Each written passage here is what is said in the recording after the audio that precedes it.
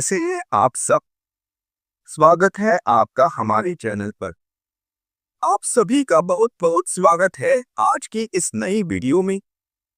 तो चलिए आज का वीडियो शुरू करते हैं। ओम श्रीमन्नारायणाय नमः। श्री विष्णु पुराण 17वां अध्याय। हिरण्यकशिपु का दिग्विजय और प्रहलाद चरित।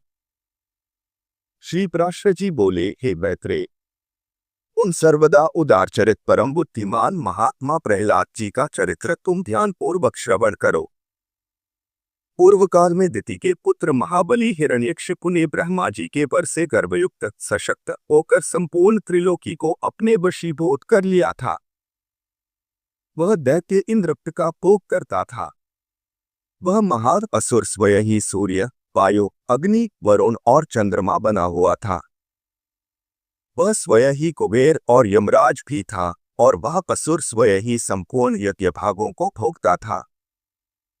हे मुनिसत्तम, उसके भय से देवगण स्वर्ग को छोड़कर मनुष्य शरीर धारण कर कुमंडल में विचरते रहते थे। इस प्रकार संपूर्ण त्रिलोकी को जीतकर त्रिभुवन के वैभव से गर्वित हुआ और गंधर्वों से अपनी स्तुति सुनता हुआ वह अपने अभीष्ट भोगों को भोगता था। उस समय उस मद्यपानासक्त महाकाय हिरण्यकशिपु की ही समस्त सिद्ध गंधर्व और नाग आदि उपासना करते थे। उस दैत्यराज के सामने कोई सिद्धगण तो बाजे बजाकर उसका यशोगान करते और कोई पति प्रसन्न होकर जय जयकार करते, तथा वह असुरराज वहां स्फटिक एवं अभ्रशिला के बने हुए मनोहर महल में, जहां अप्सराओं का उत्तम नृत्य हुआ करता था, प्रसन्नता के साथ मद्यपान करता रहता था। उसका प्रहलाद नामक महाभाग्यवान पुत्र था। वह बालक गुरु के यहाँ जाकर बालोचित पाठ पढ़ने लगा। एक दिन वह धर्मात्मा बालक गुरु जी के साथ अपने पिता दैत्यराज के पास गया, जो उस समय मद्यपान में लगा हुआ था। तब अपने चरणों में झुके हुए अपने परम तेजस्वी पुत्र प्रहलाद जी को उठाकर पिता हिरण्यकशिपु ने कहा। हिरण्यकशिपु बोला, वत्स, अब तक अध्ययन में निरंतर तत्पर रहकर तुमने जो कुछ पढ़ा है उसका सारभूत शुभ भाषण हमें सुना। प्रहलाद जी बोले, पिताजी, मेरे मन में जो सबके सारांश रूप से स्थित है वह मैं आपकी आज्ञानुसार सुनाता हूँ, सावधान होकर सुनिए।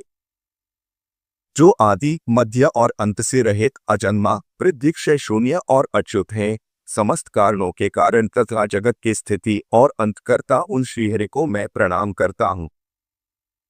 श्री पराशर जी बोले, यह सुन दैत्यराज हिरण्यकशिपु ने क्रोध से नेत्र लाल कर प्रहलाद के गुरु की ओर देखकर कांपते हुए ओठों से कहा।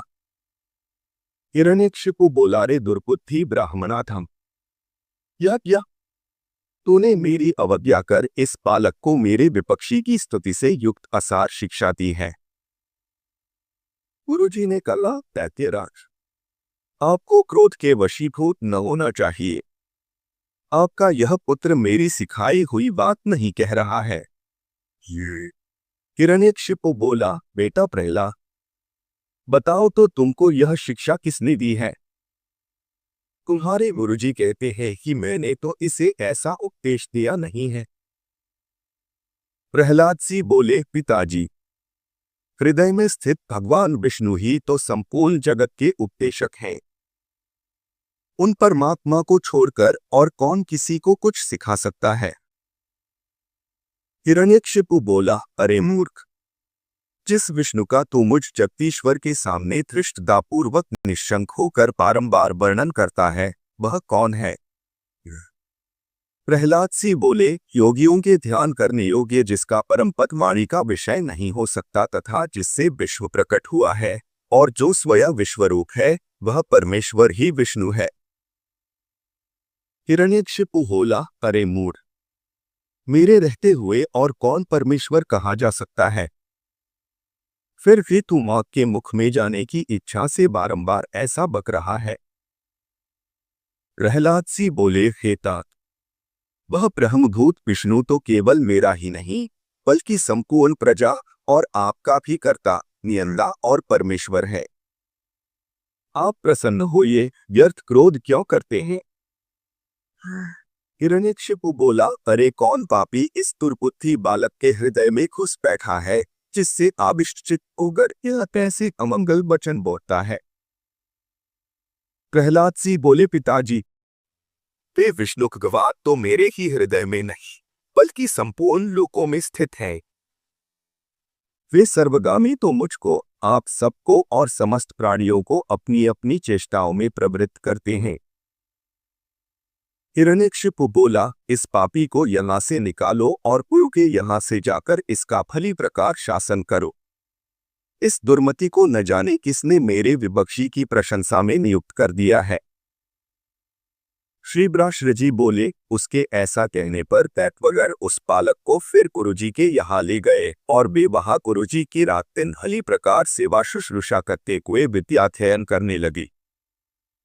बहुत काल व्यतीत हो जाने पर दैत्यराज ने प्रहलाद जी को फिर बुलाया और कहा, बेटा, आज कोई गाथा कथा सुना।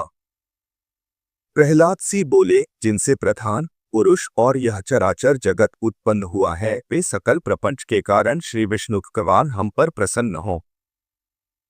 हिरण्यकशिपु बोला, अरे यह बड़ा दुरात्मा है, इसको मार डालो। अब इसके जीने से कोई लाभ नहीं है, क्योंकि स्वपक्ष की हानि करने वाला होने से यह तो अपने कुल के लिए अंगार रूप हो गया है। श्री ब्राश्रजी बोले, उसकी ऐसी आज्ञा होने पर सैकड़ों हजारों दैत्यगण बड़े बड़े अस्त्र शस्त्र लेकर उन्हें मारने के लिए तैयार हुए। प्रहलाद जी बोले, अरे दैत्यो, भगवान विष्णु तो शस्त्रों में, तुम लोगों में और मुझ में सर्वत्र ही स्थित हैं। इस सत्य के प्रभाव से इन अस्त्र शस्त्रों का मेरे ऊपर कोई प्रभाव न हो। श्री ब्राश्रजी बोले, तब तो उन सैकड़ों दैत्यों शस्त्र समूह का आघात होने पर भी उनको तनिक सी भी वेदना न हुई। वे तिरकी जो के त्यों नवीन पल संबंध नहीं रहे। हिरण्यकशिपु बोला, रे दुर्बुद्धे, अब तो वे बख्शी की स्तुति करना छोड़ दे, जा, मैं तुझे अभयदान देता हूं, अब और अधिक नादान मत हो। प्रहलाद जी बोले, हे तात, जिनके स्मरण मात्र से जन्म, जरा और मृत्यु आदि के समस्त भय दूर हो जाते हैं, उन सकल भयहारी अनंत के हृदय में स्थित रहते मुझे भय कहाँ रह सकता है? हिरण्यकशिपु बोला, अरे सर्पों, इस अत्यंत दुर्बुद्धि और दुराचारी को अपने विषाग्नि संतप्त मुखों से काटकर शीघ्र ही नष्ट कर दो। श्री ब्राश्रजी बोले, ऐसी आज्ञा होने पर अति क्रूर और विषधर तक्षक आदि सर्पों ने उनके समस्त अंगों में काटा, किंतु उन्हें दो श्री कृष्णचंद्र में आसक्त चित्त रहने के कारण भगवत स्मरण के परमानंद में डूबे रहने से उन महासर्पों के काटने पर भी अपने शरीर की कोई सुधि नहीं हुई। सर्प बोले, हे दैत्यराज, देखो हमारी दाढ़ें टूट गई, मणियां चटकने लगी, फणों में पीड़ा होने लगी और हृदय कांपने लगा, तथापि इसकी त्वचा तो जरा भी नहीं कटी। इसलिए अब आप हमें कोई और कार्य बताइए। हिरण्यकशिपु बोला, हे दिग्गजों, तुम सब अपने संकीर्ण दांतों को मिलाकर मेरे शत्रु पक्ष द्वारा बहकाकर मुझसे विमुख किए हुए इस बालक को मार डालो। देखो, जैसे अग्नि से उत्पन्न हुआ अग्नि उसी को जला डालता है, उसी प्रकार कोई कोई जिससे उत्पन्न होते हैं उसी के नाश करने वाले हो जाते हैं। श्री ब्राश्रजी बोले, तब पर्वत शिखर के समान विशालकाय दिग्गजों ने उस बालक को पृथ्वी पर पटककर अपने दांतों से खूब रौंदा, किंतु श्री गोविंद का स्मरण करते रहने से हाथियों के हजारों दांत उनके वक्षस्थल से टकराकर टूट गए हैं। तब उन्होंने पिता हिरण्यकशिपु से कहा, ये जो हाथियों के वज्र के समान कठोर दांत टूट गए हैं, इसमें मेरा कोई बल नहीं है, यह तो श्री जनार्दन भगवान के महाविपत्ति और क्लेशों के नष्ट करने वाले स्मरण का ही प्रभाव है। हिरण्यकशिपु बोला, वो दिग्गजों, तुम हट जाओ। दैत्य का, तुम अग्नि जलाओ और हे वायु, तुम अग्नि को प्रज्वलित करो जिससे इस पापी को जला डाला जाए। श्री ब्राश्रजी बोले, तब अपने स्वामी की आज्ञा से दानवगण काष्ठ के एक बड़े ढेर में स्थित उस असुर राजकुमार को अग्नि प्रज्वलित करके जलाने लगे। प्रहलाद जी बोले, हे तात, पवन से प्रेरित हुआ भी यह अग्नि मुझे नहीं जलाता। मुझको तो सभी दिशाएं ऐसी शीतल प्रतीत होती है, मानो मेरे चारों ओर कमल बिछे हुए। श्रीप्राश्र जी बोले, तदंतर शुक्र जी के पुत्र पड़े वाग्मी महात्मा शंडामर आदि पुरोहितगण सामनीति से दैत्यराज की बड़ाई करते हुए बोली। पुरोहित बोले, हे राजन, अपने इस बालक पुत्र के प्रति अपना क्रोध शांत कीजिए। आपको तो देवताओं पर ही क्रोध करना चाहिए, क्योंकि उसकी सफलता तो वही है। हे राजन, हम आपके इस बालक को ऐसी शिक्षा देंगे जिससे यह विपक्ष के नाश का कारण होकर आपके प्रति अति विनीत हो जाएगा। हे दैत्यराज, बाल्यावस्था तो सब प्रकार के दोषों का आश्रय होती ही है, इसलिए आपको इस बालक पर अत्यंत क्रोध का प्रयोग नहीं करना चाहिए। यदि हमारे कहने से भी यह विष्णु का पक्ष नहीं छोड़ेगा तो हम इसको नष्ट करने के लिए किसी प्रकार न टलने वाली कृत्या उत्पन्न करेंगे। श्रीप्राशर जी ने कहा, पुरोहितों के इस प्रकार प्रार्थना करने पर दैत्यराज ने दैत्यों द्वारा प्रहलाद को अग्निसमूह से बाहर निकलवाया। फिर प्रहलाद जी गुरुजी के यहाँ रहते हुए उनके पढ़ा चुनने पर अन्य दानव कुमारों को बार बार उपदेश देने लगे। प्रहलाद जी बोले, हे दैत्य कुलोत्पन्न असुर बालको, सुनो, मैं तुम्हें परमार्थ का उपदेश करता हूँ, तुम इसे अन्यथा न समझना, क्योंकि मेरे ऐसा कहने में किसी प्रकार का लोभाधिकारण नहीं है। सभी जीव जन्म, बाल्यावस्था और फिर यौवन प्राप्त करते हैं, तत्पश्चात 3 दिन वृद्धावस्था की प्राप्ति भी अनिवार्य ही है। और हे दैत्य राजकुमारों, फिर यह जीव मृत्यु के मुख में चला जाता है, यह हम और तुम सभी प्रत्यक्ष देखते हैं। मरने पर पुनर्जन्म होता है, यह नियम भी कभी नहीं टलता। इस विषय में श्रुति स्मृतिरूप आगम भी प्रमाण है कि बिना उपादान के कोई वस्तु उत्पन्न नहीं होती। पुनर्जन्म प्राप्त कराने वाली गर्भवास आदि जितनी अवस्थाएं हैं, उन सबको दुःखरूप ही जानो। मनुष्य मूर्खतावश क्षुधा, तृष्णा और शीतादि की शांति को सुख मानते हैं, परंतु वास्तव में तो वे दुःख मात्र ही हैं। जिनका शरीर वातादि दोष से अत्यंत शिथिल हो जाता है, उन्हें जिस प्रकार व्यायाम सुखप्रद प्रतीत होता है, उसी प्रकार जिनकी दृष्टि भ्रांति ज्ञान से ढंकी हुई है, उन्हें दुःख ही सुखरूप जान पड़ता है। अहो, कहाँ तो कफ आदि महाघृणित पदार्थों का समोरूप शरीर और कहाँ कांति, शोभा, सौंदर्य एवं रमणीयता आदि दिव्य गुण। तथापि मनुष्य इस घृणित शरीर में कांति आदि का आरोप कर सुख मानने लगता है। यदि किसी मूढ़ पुरुष की मांस, रुधिर, पीप, विष्ठा, मूत्र, स्नायु, मज्जा और अस्थियों के समूरूप इस शरीर में प्रीति हो सकती है, तो उसे नरक भी प्रिय लग सकता है। अग्नि, जल और भात क्रमशः शीत, तृषा और क्षुधा के कारण ही सुखकारी होते हैं, और इनके प्रतियोगी जल आदि भी अपने से भिन्न अग्नि आदि के कारण ही सुख के हेतु होते हैं। हे दैत्य कुमारों, विषयों का जितना जितना संग्रह किया जाता है, उतना उतना ही वे मनुष्य के चित्त में दुर्ख बढ़ाते हैं। जीव अपने मन को प्रिय लगने वाले जितने ही संबंधों को बढ़ाता जाता है, उतने ही उसके हृदय में शोकरूपी शल्य कांटे स्थिर होते जाते हैं। घर में जो कुछ धन धान्य आदि होते हैं, मनुष्य के जहाँ तहाँ परदेश में रहने पर भी वे पदार्थ उसके चित्त में बने रहते हैं, और उनके नाश और दाह आदि की सामग्री भी उसी में मौजूद रहती है। अर्थात घर में स्थित पदार्थों के सुरक्षित रहने पर भी मन स्थिति पदार्थों के नाश आदि की भावना से पदार्थ नाश का दुःख प्राप्त हो जाता है। इस प्रकार जीते जी तो यहाँ महान दुःख होता ही है, मरने पर भी यम यातनाओं का और गर्भ प्रवेश का उग्र कष्ट भोगना पड़ता है। यदि तुम्हें गर्भवास में लेश मात्र भी सुख का अनुमान होता हो तो कहो, सारा संसार इसी प्रकार अत्यंत दुःखमय है। इसलिए दुःखों के परम आश्रय इस संसार समुद्र में एकमात्र विष्णु भगवान ही आप लोगों की परमति हैं, यह मैं सर्वथा सत्य कहता हूँ।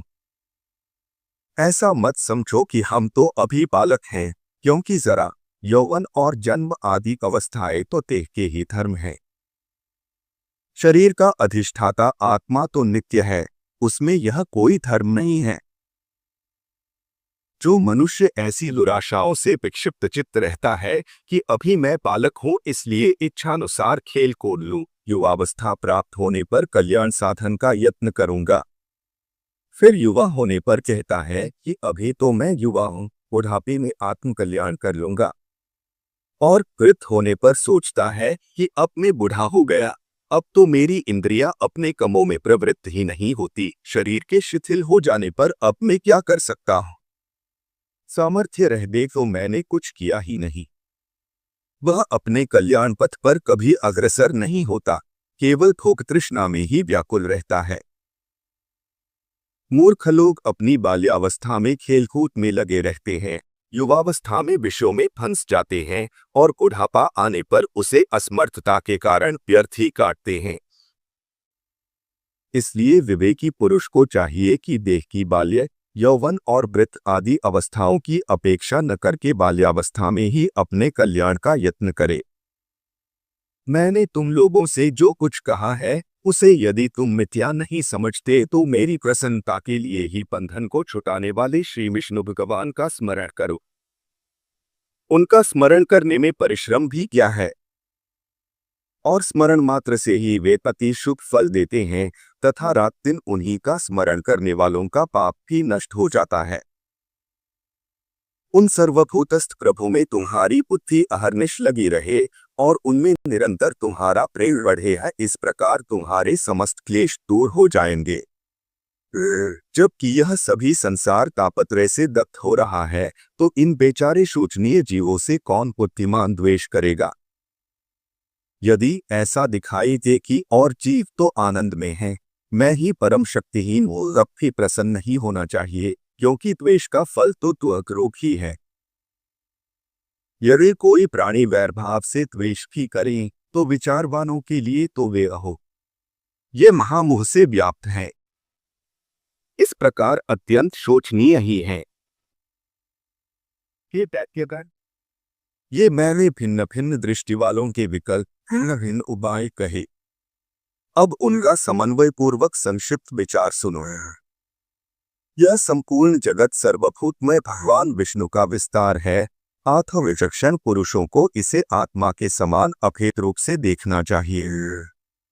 इसलिए दैत्य भाव को छोड़कर लम और तुम ऐसा यत्न करें जिससे शांति लाभ कर सके।